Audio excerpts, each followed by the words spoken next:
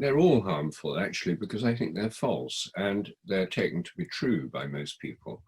I think the first dogma, nature's inanimate and mechanical, which has been the foundation of science since the 17th century. To start with, people just said, let's treat nature as if it's inanimate and mechanical, machine-like, just as a method to simplify what science did. But people then came to think of this as the truth. So if we think of nature as completely unconscious, the only conscious beings in the entire universe from this point of view are ourselves.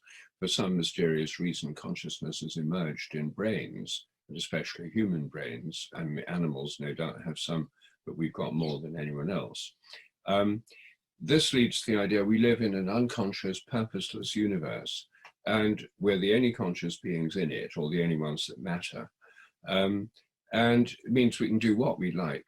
It gives us a sense of enormous power over nature. We can do what we like with the earth. And the result of that is the ecological crisis with no restraint on human ambition, or because nothing else really matters. But it also means a terrible sense of alienation from the rest of the natural world. And that's a feature of modern societies. That, I think, the second most harmful dogma, which is related to that, is the idea that our minds are nothing but our brains. Minds are what brains do, is the materialist slogan.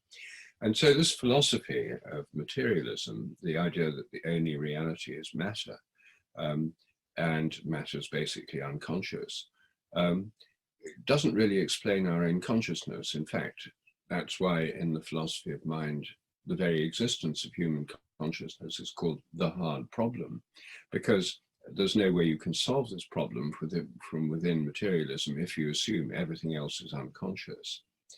That means that our minds are shut up inside our brains. We're all isolated from each other. We're not connected with the environment or with each other except through physical contacts. And this again leads to a tremendous sense of isolation and separation. And we know from many studies that isolation, alienation, and separation are what lead to depression, and they're symptoms of it. And I think the fact that depression is the characteristic mental illness of modern industrial societies is not a coincidence. I think it flows from these worldviews.